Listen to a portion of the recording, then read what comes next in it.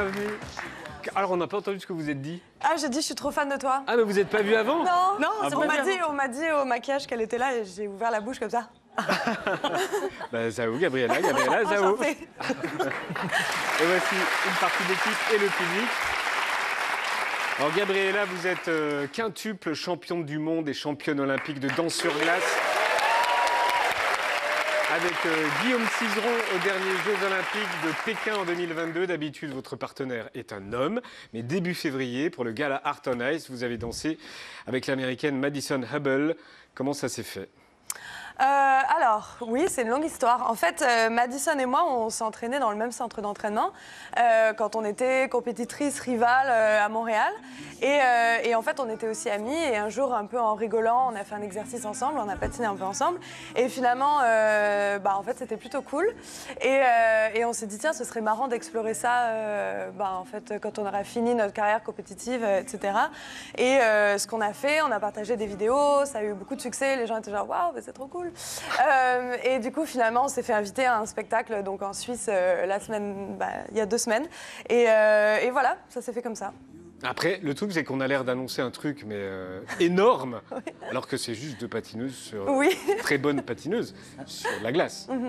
Alors que c'est énorme, en fait. Ouais, oui, en fait, c'est vrai que voilà, il y a déjà eu des couples de même sexe qui ont patiné ensemble dans des petits événements, etc. Mais c'est la Pas dans première des fois... gros. Non, c'est la première fois que ça a autant de visibilité et bon. Et Les gens, ils ont voilà. réagi comment? Très bien, en fait. Les gens étaient Les très... puristes? Oui, bon.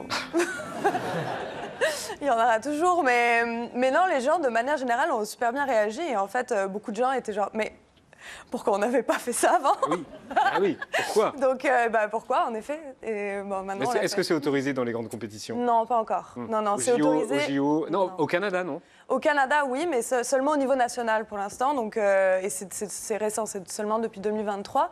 Donc, ça va prendre un certain temps avant que ce soit autorisé dans les compétitions internationales, mais c'est en chemin. Ça progresse. Ça progresse. Et puis Donald Trump ne sera pas contre, je pense. Maya, tu t'es intéressée aux stéréotypes de genre dans le patinage. Oui, et c'est vrai qu'il y a peu de sports qui mettent autant en scène la différence entre femmes et hommes. L'illustration la plus évidente, c'est évidemment le costume. Pantalon pour les patineurs, petite jupette qui brille pour les patineuses. En théorie, ce stéréotype n'est plus d'actualité depuis 2004 et à condition de respecter les règles de la décence, les femmes peuvent porter ce qu'elles veulent, y compris les pantalons, mais en prenant le risque de déplaire à des juges parfois très très conservateurs. Et c'est pour cette raison que les images comme celles qu'on voit ici restent rares. La française Mahé Bérénice Méité en 2018 portant une combi pantalon exactement comme l'américaine Debbie Thomas, qui a été la toute première à oser cette tenue en 1988, au prix d'un gros scandale. Et côté homme, on a encore plus rarement eu des jupes, mais il faut mentionner Philippe Candeloro en 2000 en kilt pour une performance en hommage à Braveheart. On est Mais allé c'était en chercher solo, loin, cette image. pas en patinage de couple. Vu la qualité, on est allé très loin. Au fond de YouTube, quoi. On a fait ça. Il y a le grain ou rien, quoi. On l'a exhumé. Donc, on a des costumes plutôt genrés et sans surprise, les performances le sont aussi en patinage de couple. C'est l'homme qui guide, il porte, il jette, il rattrape, ce qui donne l'impression évidemment fausse que la femme ne fait rien. Il y a peu de contre-exemples, mais au Japon, en 1999, les Français Marina Anissina et Gwendal Pesera sèment un peu de trouble dans le genre avec cette figure. Si vous regardez, vous constaterez que Marina Anissina porte son partenaire avec un seul bras. Parmi les exceptions à la règle, citons aussi l'américain Timothy Leduc, premier patineur non-binaire, qu'on voit par exemple ici à Nashville en 2022, habillé exactement comme sa partenaire. Et donc, étape suivante, quid des couples du même sexe sur la glace? Voilà, on vient de le dire, les règles l'interdisent, donc quand 2 hommes patinent ensemble, ça crée tout de suite un énorme décalage et ça peut même tourner à la comédie, comme dans le film Les Rois du Patin, avec Will Ferrell, sorti en 2007.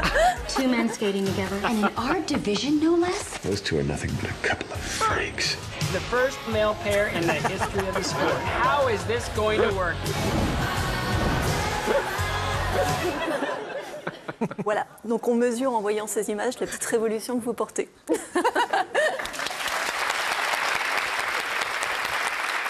Alors, dans le patinage, Arrêtez-moi si je me trompe, mais dans ce que disait Maya, donc le garçon est leader et la femme est suiveuse. Et là, c'est qui suivait du coup et qui était leader?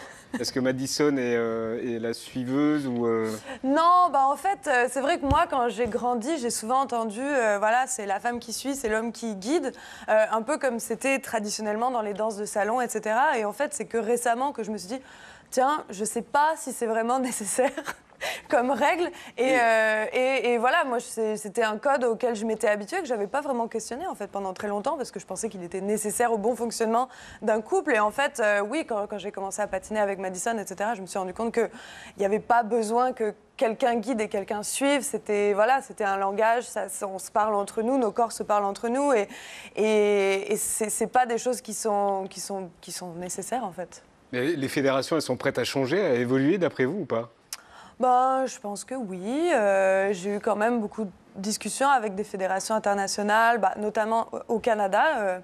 Les gens sont très ouverts, mais après, je pense que c'est un truc de mode aussi. À partir du moment où les gens le font, ça suit. Je ne crois pas qu'il y ait vraiment des gens qui l'empêchent tant que ça. Ouais, mais du coup, il faut qu'il y ait plus de gens aussi. Il faut que les règles évoluent parce qu'il faut qu'il y ait plus de garçons. Parce que du coup, ça pénalise les filles. En fait, le truc, et voilà, nous, avec Madison, ça fait aussi un peu partie de notre démarche. C'est aussi parce qu'il y a beaucoup plus de filles qui commencent à patiner que d'hommes, que de garçons. Il n'y a que 12% d'hommes, je crois. Ouais, je sais. De licenciés. Exactement, ouais, c'est ça. C'est très peu. Et en fait, comme c'est un sport où on est obligé de faire couple mixte, en fait, voilà, ça donne beaucoup plus de choix aux garçons et beaucoup moins aux filles. Et moi, de mon avis, on perd beaucoup de talent, en fait, à cause du fait que voilà, les femmes n'ont pas autant d'opportunités que les hommes. Ça crée aussi un débalancement de pouvoir, en fait, nécessairement, mathématiquement, on va dire. Et pour toutes ces raisons-là, en fait, moi, j'adore le patinage. J'ai envie que le plus de gens possible puissent y avoir accès, puissent avoir une carrière. Et ça, je pense que c'est une partie de ce puzzle-là. Et vous dansiez avec Guillaume Cizeron depuis l'âge de 8 ans, on va vous voir. Est-ce qu'il a fallu tout désapprendre? Non, pas tout désapprendre, non, pas du tout. Moi, c'est quelque chose qui m'intéresse depuis quand même un moment. Et je pense que voilà, patiner avec une femme, patiner avec mon amie, je pense que ce qui a été le plus difficile, c'est de passer d'un partenaire avec qui j'ai patiné pendant 20 ans à une fille avec qui on avait 3 semaines pour monter un spectacle, on n'avait aucune expérience ensemble, on avait des techniques très différentes, etc. Ça a été beaucoup plus ça le challenge, on va dire, que vraiment parce que c'était une femme. Et si on ne vous a pas vu donc à Zurich, est-ce qu'on peut vous voir où patiner avec Alors pour l'instant, on n'a pas de date, vraiment. Nous déjà, on ne s'attendait même pas à avoir... Il en faut, oui. Mais non, pour l'instant, en fait, on ne s'attendait tellement pas à avoir une opportunité comme ça on était simplement heureuse d'être là et on s'est dit voilà, si c'est juste ça, ça sera déjà génial. Mais on verra, oui, évidemment qu'on espère se produire de nouveau ensemble. Zao, vous avez déjà patiné? Oui. Vous patinez Première bien? fois il y a 2 semaines. C'est vrai ou ça? Ouais, au Québec. C'est vrai? Oui, promis. Et vous êtes bonne en patinage?